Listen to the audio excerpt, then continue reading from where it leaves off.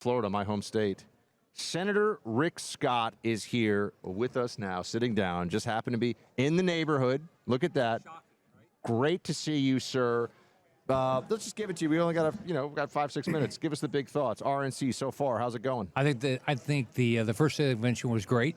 We are getting about the same weather as Florida right now. We got a little rain outside yesterday. I'm glad I had the prep for it. So, but I think people are coming together. I think it's going to be a great convention. I think we're going to come out of this. Trump's going to be in great shape, and I think it's going to put us in position not only win the White House, but we'll also win the House and the Senate.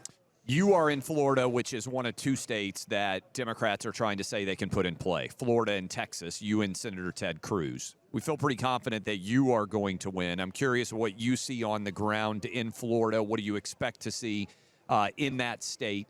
And in the larger Senate picture, what are you seeing beyond the defensible seats that we have in Florida and Texas with you and Senator Cruz? I think Democrats would be foolish to spend any money in Florida, and here's why. In Florida, we actually like legal immigration. We don't like illegal immigration. We like to have a secure border. You talk to people in Florida, they don't like high inflation. It's caused by government spending. We are a big military state. We don't want to have a woke military. We want to have a strong, lethal military. So I think that it'd be foolish for the Democrats to spend any money in Florida. I'll be shocked if they do. So I'm up this year. So the Democrats have a primary. We'll see who comes out of their primary. With regard to overall Senate, I think we're going to get a majority. As long as Ted Cruz and I win our elections, and we're both working hard, and I think we'll both win. We're going to win West Virginia. That puts us at 50. So then we've got a great shot with Bernie Moreno in Ohio. We've got a great shot with Sheehy in Montana. We got a great shot with Sam Brown. We got Nevada. We got a great shot with Kerry Lake. But we got other opportunities. David McCormick in Pennsylvania. We got a lot in Wisconsin, Michigan. We got a great opportunity to have a decent majority. Have a good majority. It'd be nice to get to 60, because then that's going to be hard. Yeah. Well, Senator, let's assume then, just for the purposes of conversation today, that you have a Trump presidency, a healthy but not quite 60 Senate majority, and the Republicans are in control of the House as well. What's the first thing that you would want to be a part of on the Senate side in terms of action to be taken with unified government under Trump 2.0?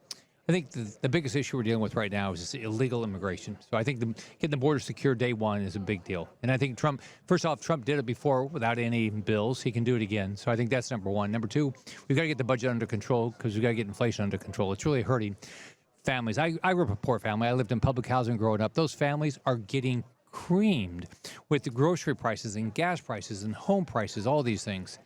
So I think that's a big issue. And then we got to understand that we have enemies: Russia, Iran, China, North Korea.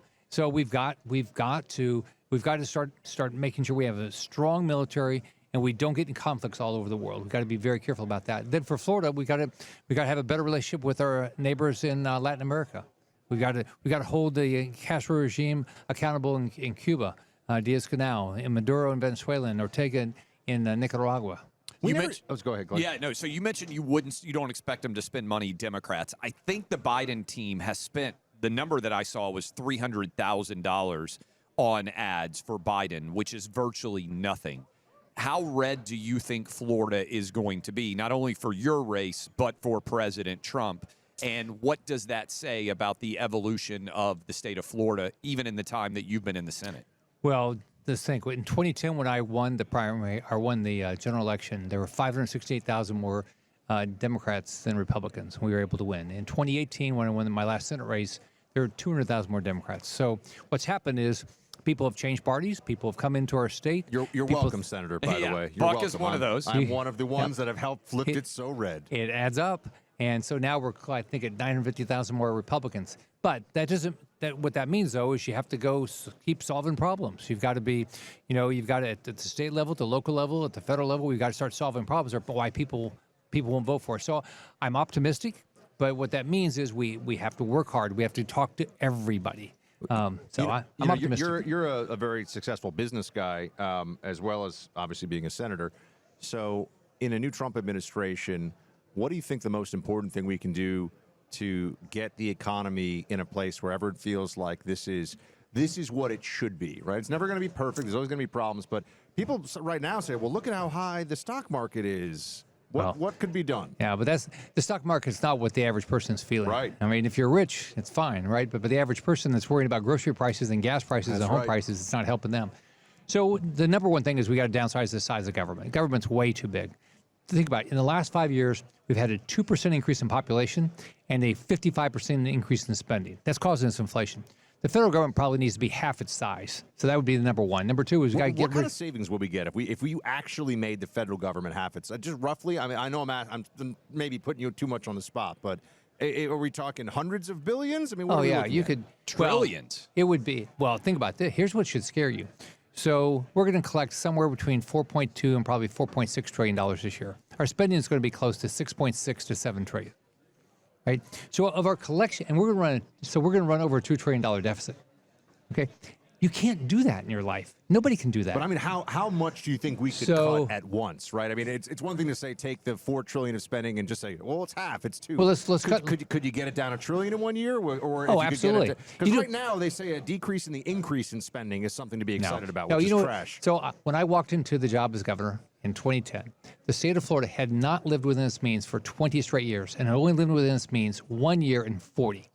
So I walked in with a $4 billion budget deficit. So what did I do? I said, well, we're anticipating the revenues are going to be $70 billion. Guess what? We're not spending any more than that. That's how you do it. That's how you do it in personal life. We all do it that way. How many people that you serve with understand basic business dynamics? Yeah, could run a lemonade stand. So with the other two business guys in the Senate are Ron Johnson and Mike Braun. And Mike Braun, we were with Ron. We were with Ron a couple days ago. Okay. We love Ron. But I mean, is that frustrating as a business guy to be serving with so many people who don't understand basic business concepts? They understand tax. You know, I'll tell you what I tell my kids. I said the most important education you can get is learn bookkeeping and accounting. You got to understand debits. You got to understand this stuff. It's really basic stuff. And this idea that we can just keep spending and spending and spending, it's going to catch up with us. Look at interest rates. Look at mortgage rates right now. I mean, over 7%. Yes. How do these people? How do young people with the debt they're finishing up with school, with medical bills, with house costs, with interest rates? The interest rates are on credit cards the highest ever. I mean, this stuff is all caused by government spending. So could you balance a budget? Yeah. If you just said you're going to balance the budget, you could balance it in a year. And who do you think should be in the conversation for Senate Majority Leader if control switches Well, hands I might there, be Senator? running. I don't know if you've heard that. Yeah, we have heard such a thing. So here's a the certain perception. Okay, yes. so do you think we should operate as a dictatorship or a leadership? Okay, I ran big businesses. I had 285,000 employees. Do you think I just said, here's what I'm going to tell all 285,000 of you every day what you're going to do? No, you can't. You build a team and you listen to your team. That's what the Senate should work. But there's been two dictatorships in the Senate. There on the Republican side, there's been the McConnell dictatorship and the Democrat, the Schumer dictatorship. That doesn't work. We're not fixing problems. And so what we've got to do is we've got to say, how do we manage ourselves? We ought to have term limits for the leader, so nobody has that much power. Next, bills ought to go through committee. How shocking. We're not putting bills through committee.